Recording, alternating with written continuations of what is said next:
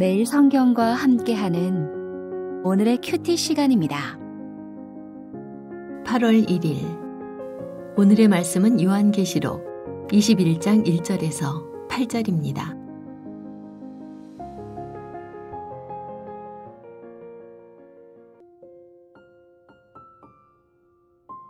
또 내가 새 하늘과 새 땅을 보니 처음 하늘과 처음 땅이 없어졌고 바다도 다시 있지 않더라.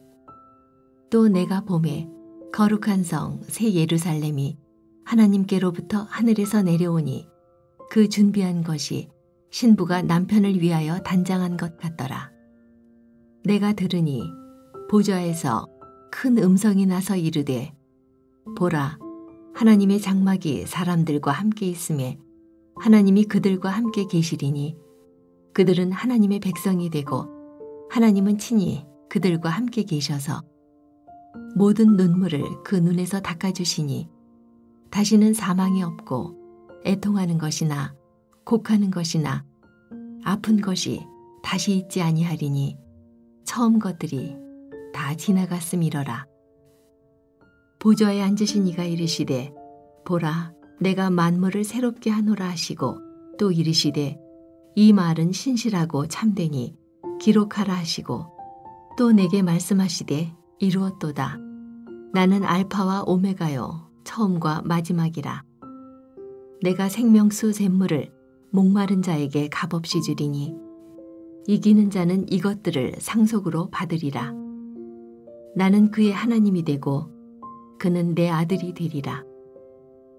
그러나 두려워하는 자들과 믿지 아니하는 자들과 흉악한 자들과 살인자들과 음행하는 자들과 점술가들과 우상 숭배자들과 거짓말하는 모든 자들은 불과 유황으로 타는 못에 던져지리니 이것이 둘째 사망이라.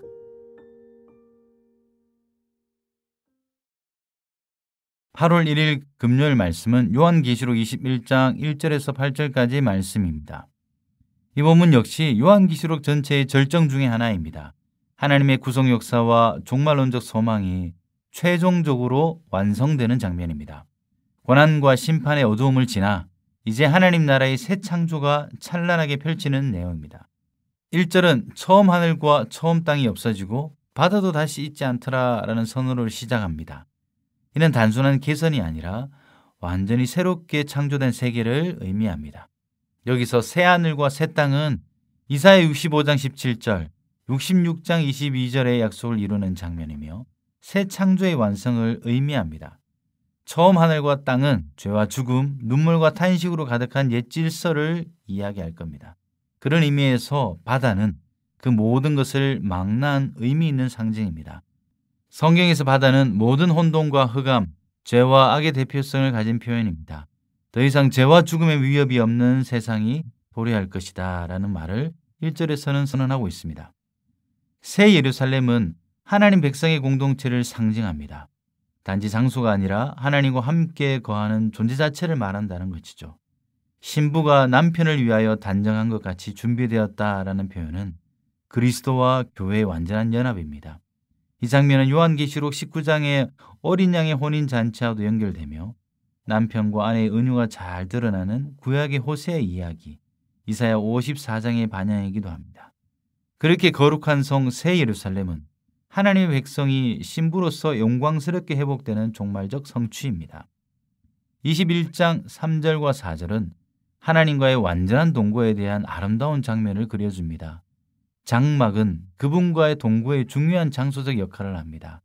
그래서 하나님의 장막이 사람들과 함께 있음에 라는 구절은 너무나 자연스럽게 구약의 회막과 성막 개념을 우리에게 상기시켜 줍니다. 오늘 본문에서 중요한 점은 하나님이 직접 그들과 함께 거하시며 그들은 하나님의 백성이 된다라고 말할 수 있습니다. 이는 성경 전체가 추구해온 언약의 절정입니다. 하나님이 우리와 함께 하신다는 임마누엘의 최종적 성취입니다. 그 결과로 4절은 다음을 약속합니다. 모든 눈물을 닦아주시는 하나님, 죽음이 없고 애통이나 곡하는 것이나 아픔이 없는 세상, 이전 것들은 지나갔습니다. 요한계시록의 저자는 분명 이사야의 예언을 염두하면서 이 부분을 기록했을 겁니다.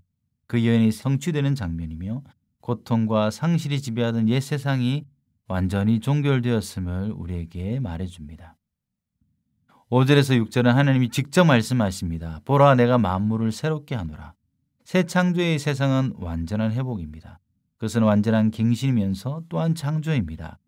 하나님은 자신을 알파와 오메가, 처음과 마지막이라고 다시 말씀하시고, 이는 역사의 시작과 끝이 모두 하나님의 주권 아래 있음을 선언하고 계십니다. 그 하나님이 목마른 자에게 생명수 생물을 값없이 주겠다라고 약속하십니다. 이 언약은 이사야 55장 1절의 초청과 요한복음 4장에서 예수께서 주신 영원한 생수의 약속과도 일맥상통합니다.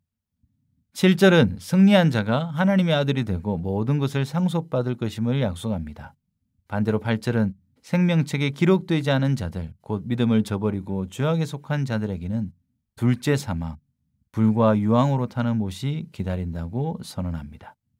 이 구절은 은혜와 구원이 진실하지만 회개 없는 인생에게는 반드시 공의로운 심판이 따른다는 경고이기도 합니다.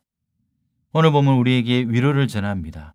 마지막 승리 이야기를 아는 자들은 위로를 얻고 여유를 누릴 수 있습니다.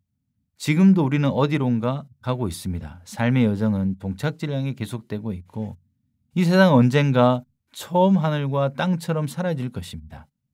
마침내 하나님이 친히 새 하늘과 새 땅을 여실 겁니다. 그것은 슬픔이 없는 곳입니다.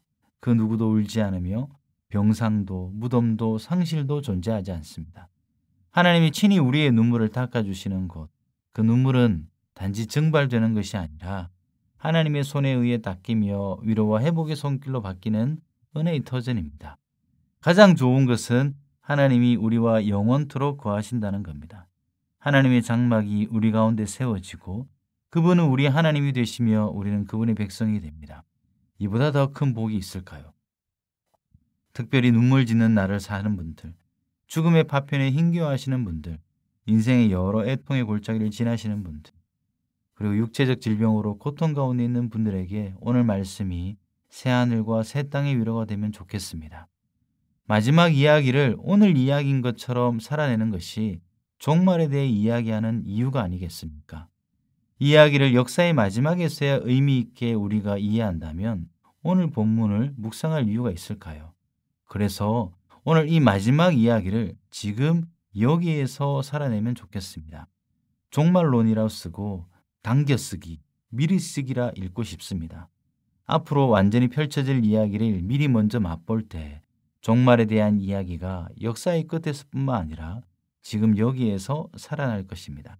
새하늘과 새 땅, 그리고 하나님의 장막을 오늘 좀 당겨 써서 오늘도 우리 하나님이 우리와 동행하는 하루가 되길 소망합니다. 기도하겠습니다. 주님, 오늘 이 말씀이 역사의 마지막 이야기까지 남겨두지 않게 하여 주시옵소서. 이야기를 당겨 쓸 줄 아는 묵상의 가족들이 되길 원합니다. 특별히 눈물 짓고 사망의 파편에 힘겨워하는 분들, 애통함과 곡함과 아픈 것으로 신음하는 분들에게 새하늘과 새 땅의 은혜가 오늘을 버틸 힘이 되게 하여 주시옵소서. 처음과 마지막이 모두 주님께 있음을 믿음으로 고백합니다.